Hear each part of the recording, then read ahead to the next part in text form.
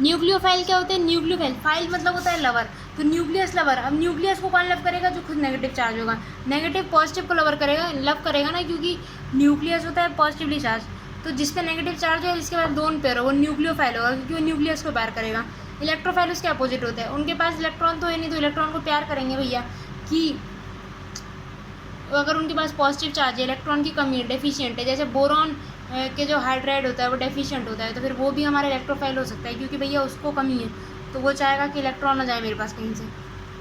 तो यहाँ पे जितना पॉजिटिव चार्ज है OH माइनस, CN माइनस और R3C माइनस। यहाँ पर हम नेगेटिव चार्ज है, तो यहाँ हमारा क्या है? नेगेटिव चार्ज मतलब किसको कोई क्या चाहेगा भैया? न्यूक्लियस। पॉजिटिव चार्ज आया और मेरे पास इलेक्ट्रॉन ले ले, तो न्यूक्लियोफाइल। जिसके बाद लोन पेयर है H2O R3N R2NH, N पे हमारा लोन पेयर।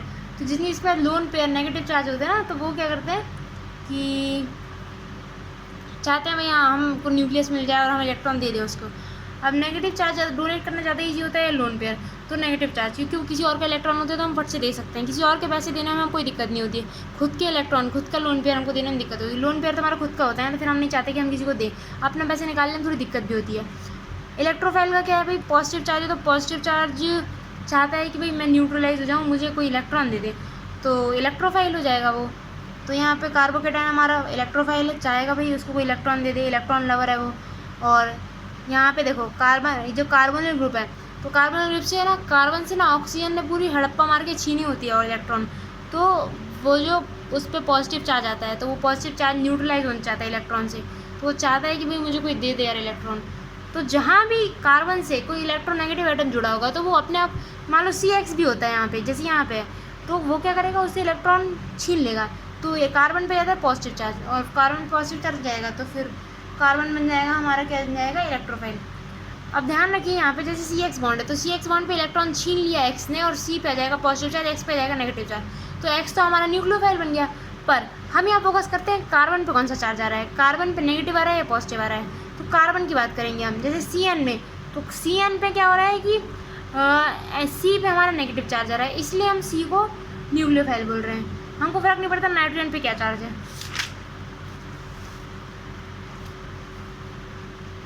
तो यहाँ पे इलेक्ट्रॉन तीन तरीके से ऑर्गेनिक रिएक्शन में ट्रांसफ़र होते हैं।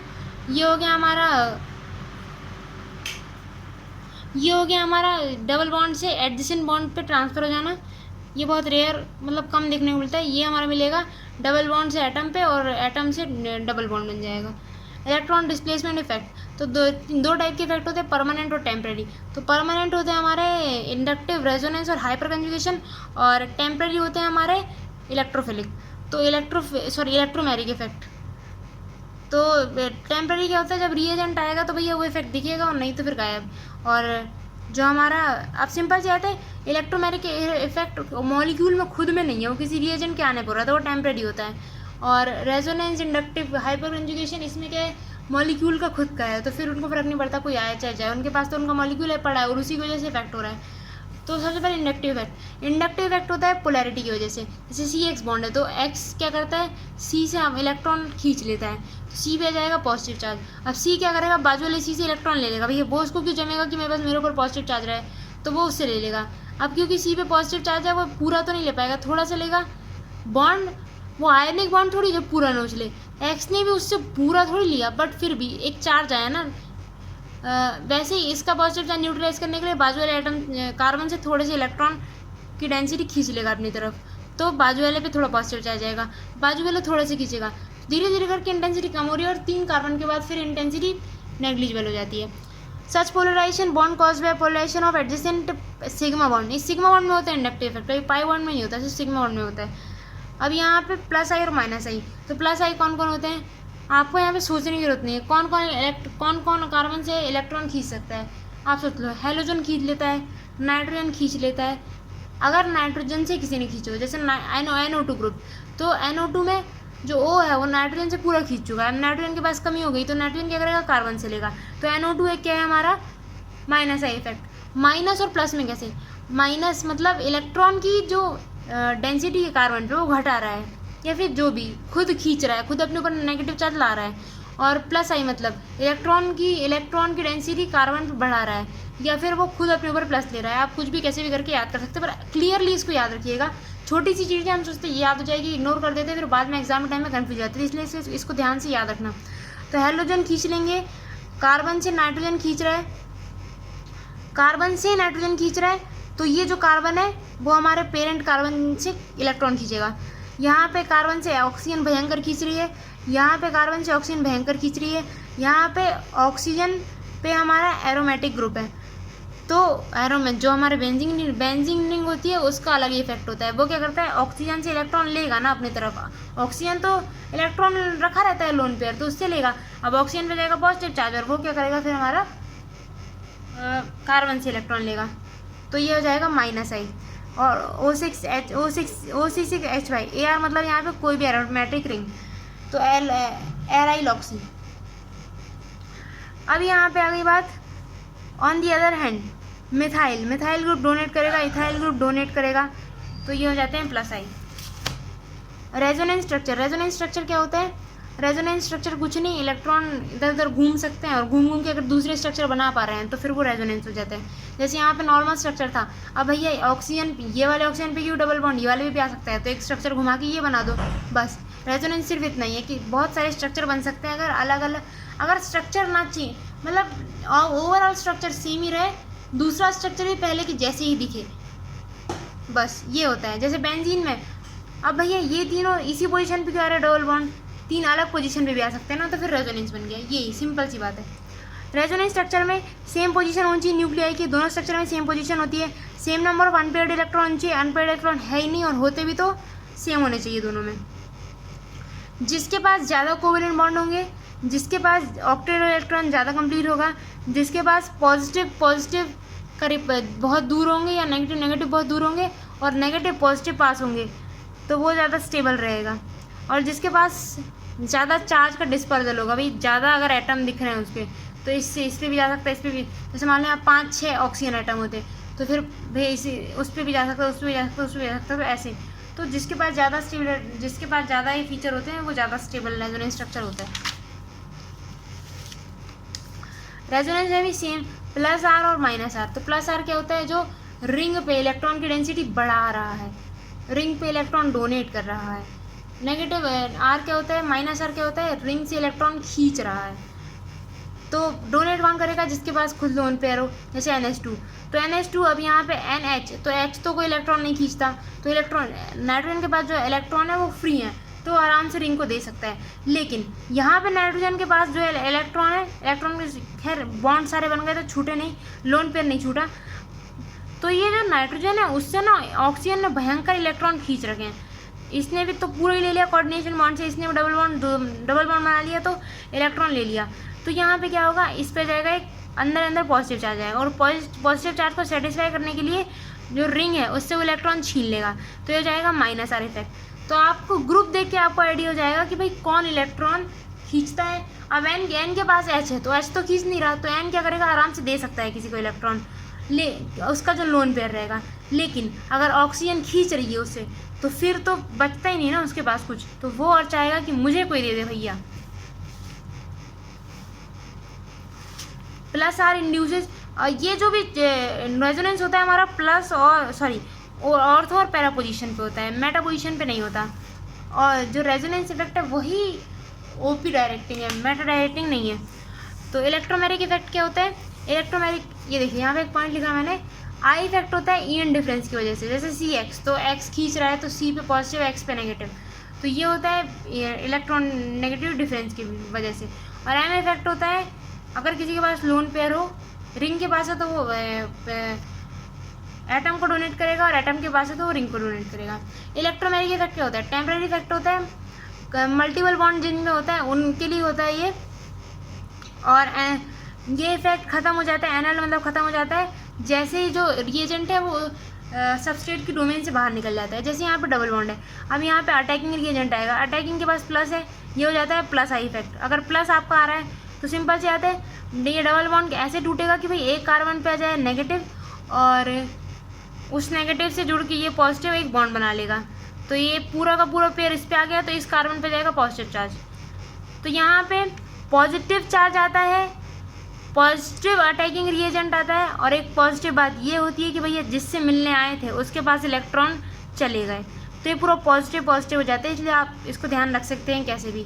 कार्बन पे पॉजिटिव चार्ज आना चाहिए जिससे अटैच हुआ है, अगर जिससे आप इसको ध्यान से देखिए ना, अगर मान लीजिए ये इलेक्ट्रॉन यहाँ टूटता तो फिर इस कार्बन के पास इसके साथ रिएक्ट करने के लिए कुछ होता ही नहीं ना, इसका तो खुद का इलेक्ट्रॉन इसने ले लिया है, तो फिर ये इसके पास जाता। तो सिंपल सी बात है, ये बॉन्ड ऐसे टूटता है कि जिसके पास इलेक्ट्रॉन जाएगा ये जो अटैकिंग रिएजेंट है उसी के पास चला जाएगा।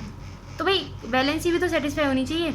तो यहाँ पे पॉजिटिव चार्ज हो जाता है, पॉजिटिव रिएजेंट आता है, और पॉजिटिव बात ये होती है कि भाई जिससे मिलने आ रहा है उसके पास इलेक्ट्रॉन है, उसको शर्म तो नहीं आई एटलीस्ट कि मेरे पास कुछ है ही नहीं।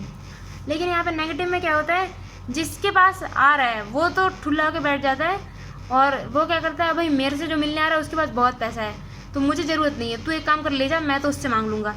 मतलब ये क्या करता है कि ये जो कार्बन रहता है वो क्या बोलता है कि भाई तू तो ले जा, तेरे को ज़रूरत है, मुझसे जो मिलने आ रहा है अटैकिंग रिएजेंट उसके पास इलेक्ट्रॉन है, तो मैं उस बॉन्ड बनाने के लिए 2 इलेक्ट्रॉन चाहिए, तो उसका ऑक्टेट तो पहले से ही कंप्लीट है, एक वो मुझे दे देगा, एक वो खुद रख लेगा, और बीच में एक बॉन्ड बन जाएगा।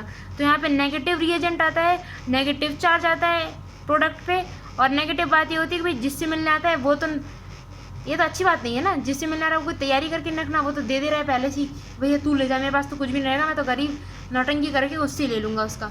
यहाँ पे एक बात है, इंडक्टिव इलेक्ट्रोमैग्नेटिक इफेक्ट में जब दोनों साथ में होते हैं तो इलेक्ट्रोमैग्नेटिक इफेक्ट डोमिनेट करेगा। ये चीज़ को ज़्यादा आपके ऑर्गेनिक केमिस्ट्री में है नहीं, इसलिए इस चीज़ को डिस्कस करना नहीं आता, पर सिर्फ इतनी लाइन याद कि इलेक्ट्रोमैग्नेटिक इफेक्ट डोमिनेट करेगा इंडक्टिव इफेक्ट के सामने। हाइपर कंजुगेशन कुछ नहीं होता, अनसैचुरेटेड बॉन्ड हो या फिर जिसके पास खाली पी ऑर्बिटल हो, तो उसके बाजू में अगर कोई अल्काइल ग्रुप जुड़ा है तो वो क्या करेगा, उसके साथ इलेक्ट्रॉन का एक्सचेंज थोड़ा बहुत करता रहेगा। तो ये भी परमानेंट इफेक्ट है, क्योंकि मॉलिक्यूल के अंदर ही अंदर हो रहा है, तो मॉलिक्यूल तो हमेशा एक दूसरे के साथ ही, उसके अंदर जो भी एटम है तो एक दूसरे के साथ ही रहेंगे हमेशा, तो ये इफेक्ट लगातार होता ही रहेगा। जैसे यहाँ पे आप कार्बोकेटायन देख लीजिए, हमारा जो इथाइल कार्बोकेटायन है, तो ये पे पॉजिटिव चार्ज है। अब पॉजिटिव चार्ज चाहेगा कि भैया यार ये इस पे क्यों चार्ज है, एक काम करते हैं कि ये जो है वो चाहेगा कि भाई तू चल रहा यार, मेरे पास इधर है नहीं, तो मुझे इलेक्ट्रॉन दे दे, तू चल रहा, तो H+ छोड़ देगा ये और खुद इलेक्ट्रॉन लेके बैठ जाएगा। अब इलेक्ट्रॉन लेके क्या करेगा, 2 इलेक्ट्रॉन यहाँ पे ले लेगा, तो क्या करेगा, इसके साथ एक बॉन्ड बना लेगा, तो ये बॉन्ड सेटिस्फाई हो जाएगा, यहाँ पे H+ यहाँ से निकल गया, फिर दूसरा H+। हमेशा रेजोनेंस, ये नो बॉन्ड रेजोनेंस है। रेजोनेंस में भी ये कि कभी इस पे पॉजिटिव चार्ज, कभी इस पे, जैसे यहाँ पे हो रहा था, कभी इस पे चार्ज कभी इस पे चार्ज, वैसे ही यहाँ पे कभी इस पे चार्ज कभी इस पे चार्ज, इसलिए इसको नो बॉन्ड रेजोनेंस बोल देते हैं, क्योंकि बॉन्ड नहीं रहता पर रेजोनेंस तो हो रहा है। यहाँ पे एक एक करके पूरा डीलोकलाइजेशन हो रहा पूरे स्ट्रक्चर में। और यहाँ पे greater the number of alkyl groups attach to positively charge atom, greater is the hyperconjugation interaction and stabilization of carbocation. तो यहाँ पे कुछ नहीं हो रहा है, यहाँ पे पॉजिटिव चार्ज, भैया ये कार्बन चाहेगा कि मैं स्टेबल रहूँ, उसको चाहिए 4 बॉन्ड अपने जीवन में, तो ये तो निकल गया। अब वो इलेक्ट्रॉन लेके क्या करेगा, उसको इलेक्ट्रॉन लेके अपने ऊपर चार्ज नहीं लाना है, उसको बॉन्ड 4 बॉन्ड बना के स्टेबल होना था, 4 4 4, बस वो 4 बॉन्ड कहीं से बन जाए। अब यहाँ पे 3 ही बॉन्ड बन रहे हैं, तो ये क्या करेगा कार्बन कि भैया मेरा इलेक्ट्रॉन तो मुझे दे दे, और तेरा इलेक्ट्रॉन ना मैं इस कार्बन, ये जो है कार्बन, उसके साथ ना बॉन्ड बना लूँगा। तो ये जो यहाँ पे इसका H+ निकल जाता है, इसका H+ निकल जाएगा, कोई दिक्कत नहीं है, दोनों सेम ही चीज़ है। फिर इसका H+ निकलेगा, धीरे धीरे करके पूरा घूमता रहेगा, और एक एक करके H+। अब सिंपल सी बात है, जितना ज़्यादा आप रेजोनेंस और हाइपर कंजुगेशन को इससे देखिए स्ट्रेस रिलीव करने का काम करते हैं। सब दोस्त है H एक दूसरे के, भाई थोड़ी देर मैं अलग रह रहा हूँ, थोड़ी देर तू अलग रह रहा है, अपने शिफ्ट में कर लेंगे। वैसे ही शिफ्ट में काम होता है, तो रेजोनेंस में भी और हाइपर कंजुगेशन कुछ नहीं है, नो बॉन्ड रेजोनेंस है, बस वहाँ पे बॉन्ड नहीं रहता, बाकी वो भी रेजोनेंस ही घूमते रहेंगे बस धीरे धीरे करके, जितने ज़्यादा अल्फा H होंगे। अब अल्फा H क्या होता है, बॉन्ड के बाजू वाला, जैसे अनसैचुरेशन जो है वहाँ पे बॉन्ड के बाजू वाला जो कार्बन होगा उस पर कितने H हैं। अब यहाँ पे तो ये बॉन्ड वाले कार्बन के पास ही H हैं, तो यहाँ पे उन्हीं के साथ हो रहा है, बट फिर भी ऐसा बोला था कि जो जिससे मान लो डबल बॉन्ड है तो उसके आजू बाजू जितने भी एच होंगे वो एच वहाँ पे हाइपर कंजुगेशन इफेक्ट दिखा सकते हैं। हाइपर कंजुगेशन अल्कीन्स में भी होता है, अल्काइल आइन्स में भी होता है, कार्बोकैटायन में भी होता है। तो यहाँ पे पॉजिटिव चार्ज है। अब यहाँ पे जो भी है, यहाँ पे इतने सारे अल्फ़ा एच हैं, यहाँ पे कम अल्फ़ा एच है, यहाँ पे और कम अल्फ़ा एच है। तो यहाँ पे धीरे धीरे करके हाइपर कंजुगेशन की जो इंटेंसिटी है वो डिक्रीज होती जा रही है। यहाँ पे अल्कीन में दिखाया है कि देखिए यहाँ पे जो पी ऑर्बिटल है वो दोनों, एक तो नॉर्मल सी बॉन्ड, एक जो पी ऑर्बिटल के बीच से डबल बॉन्ड है।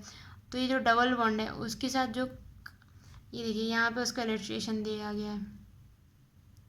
डबल बॉन्ड है, बाजू वाले के पास 3 हाइड्रोजन है, पर यहाँ पे अब क्या होगा कि जैसे मान लो एक एच छूटा, अल्कीन में क्या होता है कि आप डबल बॉन्ड वाला ही कार्बन ले लेते हो, और कार्बोकेटाइन में आप देखते हो कि जिसपे पॉजिटिव चार्ज है उसके बाद वाले कार्बन के एच, और यहाँ पे आप डबल बॉन्ड वाले एच की बात कर लेते हो। तो यहाँ पे क्या हुआ कि ये जो डबल बॉन्ड था वो यहाँ पे इस एच ने इलेक्ट्रॉन डोनेट कर दिया, इस पे आ गया नेगेटिव चार्ज। तो नेगेटिव चार्ज से क्या होगा, इन दोनों के बीच बॉन्ड बन जाएगा।